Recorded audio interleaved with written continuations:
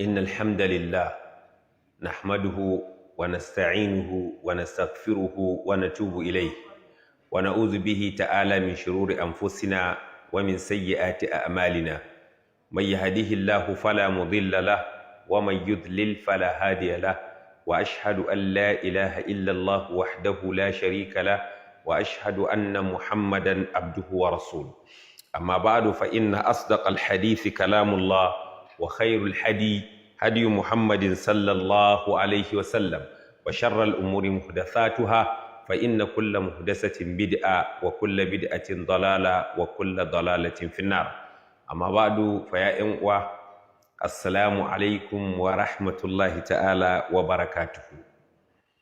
This is an English session of a new program we agreed to start. It is all about Islamic commercial law. It is all about Islamic commercial law. In Arabic, fiqhul mu'amalat al-maliyah. This program will be coming to you on a weekly basis, and it will consume 15 minutes in each episode. It will talk about the Islamic doctrines, the Islamic teachings on your transaction, financial transaction. It is a discipline of jurisprudence, of Islamic jurisprudence. Let me start by giving a definition of fiqhul mu'amalat al-maliyah. Al-Fayyumi is among the Arabic lexicographers, and he had forwarded linguistic exposition on the word mu'amalat. In his Misbahul Munir, fi Gharibi Sharh al-Kabir, he defined mu'amalat literally, where he said it means a mutual dealings. The word mu'amalat, in quote, mu'amalat, is the plural of the term mu'amala. Mu'amala in English means mutual dealings, which is derived from the root word of amala, mutually deal, based on morphological metering with the Arabic word fa'ala. And this formularization always depicts reciprocation. Al-musharaka, it depicts reciprocation in Arabic expression,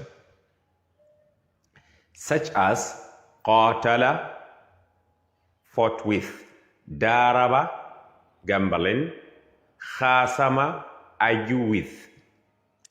This is a disposition forwarded by Al-Fayyumi, as I have said. Also, Fatihi and Rafiqa define the term literally as a procedure or series of action between human beings in all aspects of life.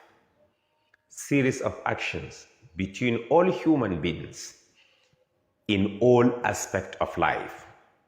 On the other hand, Al-Girbani noted that the term mu'amalat is technically used by scholars alongside with ibadat. Ibadat and mu'amalat. That is to say, when you take the entire act of ibadah in totality, can be divided into ibadat and mu'amalat. This is in discussing the classification of Islamic Sharia to depict the opposite of ibadat. That is, mu'amalat when discussing the Islamic Sharia, the Islamic rulings entirely. Now, the opposite of ibadat is qualified as mu'amalat.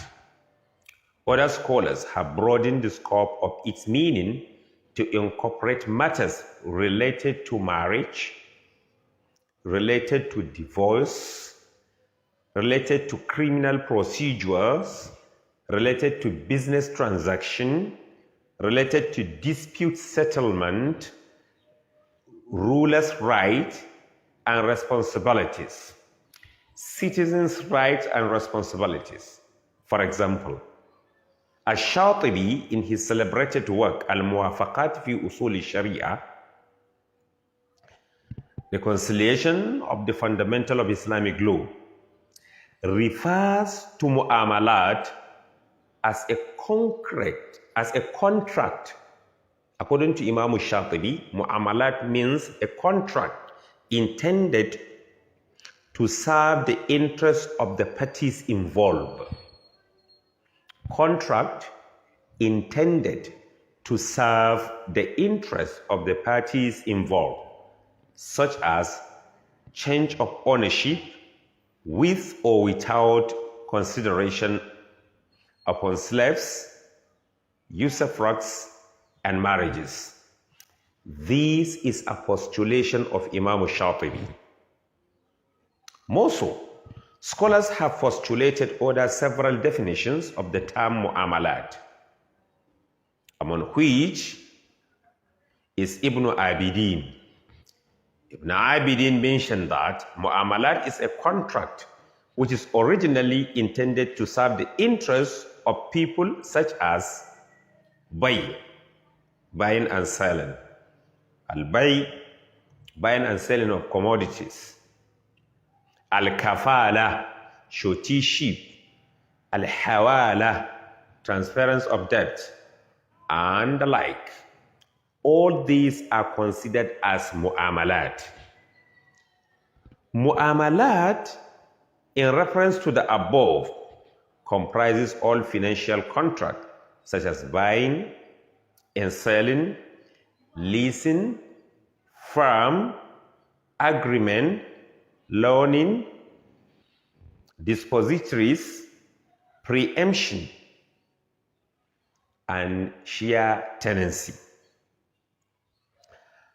Rafiqa said, mu'amalat refers to economic transactions and activities such as buy, wadi'a, custody or safekeeping, ijara, leasing or renting, qard, interest-free loan, murabaha, cost plus, musharaka, joint business venture, mudaraba, profit sharing arrangement, hiba, which is gift, and etc. All these form mu'amalat. However, the word mu'amalat is attributed to an adjective of al-maliyah. We said al-mu'amalat al-maliyah. Al-mu'amalat al-maliyah. Now, when these two terms are joined together to say al-mu'amalat al-maliyah refers to legal provision regulating business transaction. To this end, Shabir defined the term al-mu'amalat al-maliyah as al-ahkam al-shar'iyyah al-munazzama li-ta'amuli an-nasi fil amwal. Al-ahkam al-shar'iyyah al-munazzama li-ta'amuli an-nasi fi shar. That is, legal provision regulating the dealings of people in money transactions. This is the definition of the term used. This is the definition of the term we picked, and it is the definition of the term that we are going to build on it. As such, this program will be coming to you, as I have said, weekly, that is in every Friday, and it will be discussing about your legal transaction, financial transaction, things related to buying and selling, as I have said, things related to sharecropping, things related to loan, things related to interest, the Islamic injunctions on interest, and so on and so forth. And the program will be bringing the ideas, understandings, together with the facts of all the views of scholars being postulated. And at the end, we are going to ensure that we place what we call a tarjih. After bringing the ideas alongside with their proofs, this is where we have a disparity in regard to the Islamic judgment of a particular issue. If at all the disparity comes from the side of the scholars, individual scholars, or the schools of thought, we are going to bring an issue to discuss the issue in totality and to drive at the most preferable view to be taken. وعلى هذا القدر كفاية والسلام عليكم ورحمة الله تعالى وبركاته.